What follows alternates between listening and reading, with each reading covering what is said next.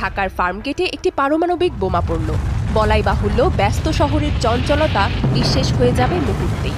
বলা হয়ে থাকে পারমাণবিক বোমার আঘাতে কোনো কিছু বুঝে ওঠার আগেই ভস্ম হয়ে যায় সবকিছু। ধরা যাক আপনি বিস্ফোরণ স্থল থেকে বেশ দূরে আছেন, কিন্তু তাতেও কি পারমাণবিক বোমার প্রভাব থেকে রক্ষা পাবেন? প্রশ্ন হচ্ছে, বিস্ফোরণের ঠিক কতটা দূরত্বে থাকলে আপনি নিরাপদ? 1945 সালের হিরোশিমা নাগাসাকির ঘটনা আমরা সবাই জানি। ফ্যাটম্যান আর লিটল বয়ের আঘাতে জাপানের এই দুটি শহরে প্রাণ হারায় 2 লাখেরও বেশি নিরীহ মানুষ। যুগ বদলেছে, প্রযুক্তির উন্নয়ন এখন দ্রুত গতিতে বাড়ছে। সেই সাথে বাড়ছে পারমাণবিক অস্ত্র ব্যবহারের ঝুঁকি। বিশ্বে এখন মজুদ পারমাণবিক অস্ত্রের সংখ্যা 13,000-এরও বেশি। আধুনিক পারমাণবিক বোমাগুলো ফ্যাটম্যান বা লিটল বয়ের থেকেও 60 গুণ বেশি শক্তিশালী।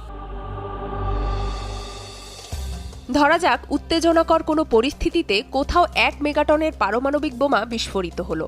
তৎক্ষণাৎ 1 সেকেন্ডের আগেই তৈরি হবে বিশাল আগুনের বলয়, যার ব্যাসার্ধ হবে প্রায় 2 থেকে 3 কিলোমিটার। এর তাপমাত্রা হবে সূর্যের চেয়েও বেশি। এই বলয়ের মধ্যে থাকা সবকিছু প্লাজমা অবস্থায় চলে যাবে। কয়েক ন্যানোসেকেন্ডের মধ্যেই সবকিছু ছাইয়ে পরিণত হবে। একটা উত্তপ্ত কড়াইয়ের মধ্যে 1 ফোঁটা পানি ফেললে যেমন সিজলের মতো শব্দ হয়, আর তার পরপরই পানি উবে যায়, ঠিক তেমন।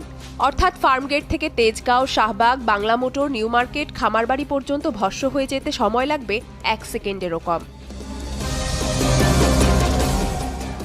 এ তো গেল প্রথম ধাপ।